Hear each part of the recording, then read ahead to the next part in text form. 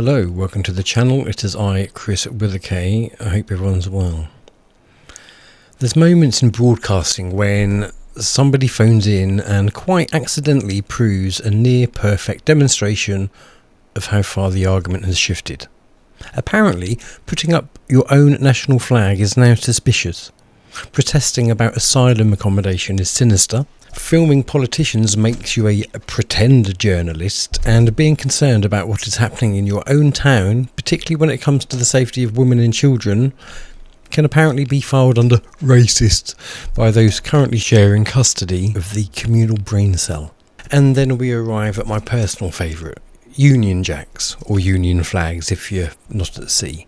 Hanging from lampposts are apparently the real world equivalent of a dodgy Twitter avatar.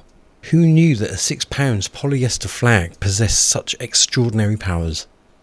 But what makes this phone in particularly revealing is the way everything gets bundled together. Flags go up, people protest. Someone who films an MP. There was a completely separate incident involving Portuguese residents more than 20 years ago, and somehow we're invited to view it all as one continuous ideological storyline, hence the hat. Never mind whether today's residents have legitimate questions about asylum accommodation. Never mind whether people feel decisions are being imposed upon their community without meaningful consultation. Never mind whether parents have concerns about who is being housed nearby and what information they're actually being given.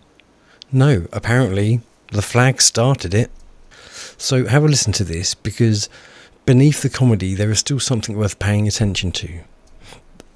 The increasingly fashionable idea that ordinary people expressing concern about their community don't merely have to defend their argument anymore. First, they have to prove they're morally entitled to make it. Have a listen. Oh, and I have tried to make it fun to watch as well, so give me some markings, won't you?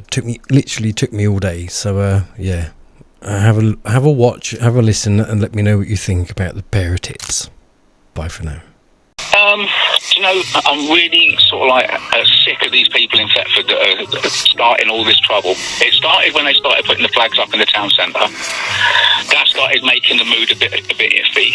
Then they started protesting outside the police station over local politics. Our local MP was chased up the high street by a baying mob. It was disgusting. All put over Facebook, so they've got a little TV channel. Yeah, and there's a lot of that about, isn't there? This kind of stick a camera in someone's face and pretend that you're a journalist. Yeah, and then they're all outside Barnham camp because apparently migrants were going to be put into Barnham camp, so they protested, don't want them around there. Now they're being put onto the housing estates and like in a local area, and now they're kicking off about that. It worries me that if the Tories get in and they decide, oh, pure Polish, Portuguese, you're going to lose your council house, like I was hearing on the news last week, then we take the next big argument. Well, we've had problems with Portuguese in Thetford before, haven't we? There was a big riot. It was in the pubs. It was the Green Dragon and the Red Lion, I think. Was this 2004 or is this more recently? Because there was a football game, wasn't there? And I think 20 people got jailed for attacking a Portuguese pub in Thetford. The police were actually stuck in that pub because they couldn't get out because everybody was outside. One bloke was even nicked for kicking a police dog. He got 6 months. Well, they're biting policewomen this week. Do you think it's the same? Do you think it's the same people? Not like literally. Yeah, it's old Bob from Number 54, but it's the same. They're driven by the same feeling. So yeah, it is. Yeah, because that's interesting. Because this is a pre-Brexit attack upon a Portuguese pub in Thetford, and the same motivations, the same feelings being expressed by the protesters outside. I mean, look, if you don't want people moving on to the camp, the former RAF camp, there is a case for a peaceful protest there, especially when there's no one in it yet.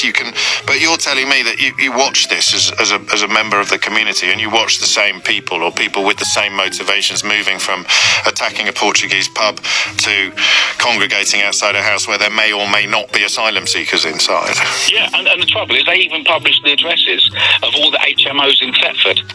Despite the fact that there will presumably be plenty of people living in houses of multiple occupation who have got absolutely nothing to do with this. Nothing to do with it. Yep. And they're being published online. So we're back to that observation at the beginning about the gulf between the online community and the and the offline community, and it's getting smaller because you've seen it. The flags, oddly, Stephen, for me, the flags were one of the first things. I saw one of the flag people being challenged in the street the other day about why he was doing it. I said, we're opposed to illegal immigrants, and no one really said, well, how does this help? This is just a sort of articulation of protest or of anger, but it was almost as if the stuff you see on Twitter had assumed corporeal form. You know, it had moved from the online to the real. They're just going to dangle it from lampposts. Everybody knows what this means.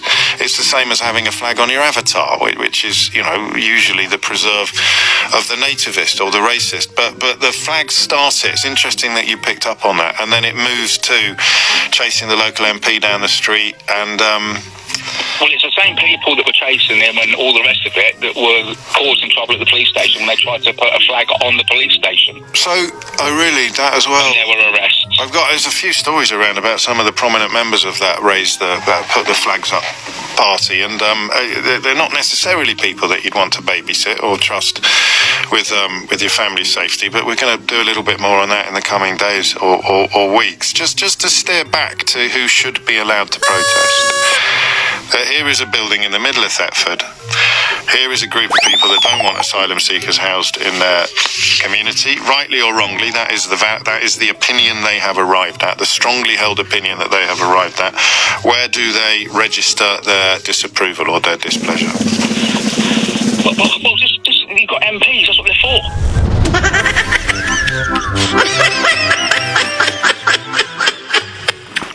And even Terry Jermy, he's our MP, and he even said he doesn't want the camp being used. I mean, I don't know why the people are having a go at him. He's agreeing with the people. He's been quite outspoken on the subject, actually, hasn't he? Yeah. There's no room for doubt about and I've never been a fan of the bloke. Okay. Never have been. But until one day he actually turned up on my doorstep and said, sort of like, you know, I'd be interested in your vote. And I thought, you're the only one that's actually bothered walking around and doing anything. So I was like, okay. But yeah, I mean, like, go to him, let him do it. There's a reason and there's a way of doing it. I'm not going to get any pick-up on social media if I'm writing letters to my MP or if I'm attending constituency surgeries and holding his feet to the fire. I'm never going to get any pick-up on social media if I'm sticking my hand up at a public meeting and hitting him with statistics and facts. I'm only going to get any pick-up on social media if I'm chasing him down the street with a camera phone and sticking in his face in certain knowledge that I'm not going to make any progress whatsoever, because that's not why I'm here. Yeah, it's all there. It was grim. And many people will be unaware of that Portuguese. There's a long history of Portugal. Why is it? Why did Thetford draw a large number of Portuguese people? Do you know? We're industrious. I mean, like, it's all warehouses, factories, and so it was stuff like that. Yeah, so more of a kind of freedom of movement type of arrival, as opposed to the sort of Huguenots arriving in King's Lynn to work in the textile industries and similar. I mean, it's no different to sort of like there wasn't any work in England, was there? But so all the brickies went over to Germany. But don't want to remember that, do we? No, we don't.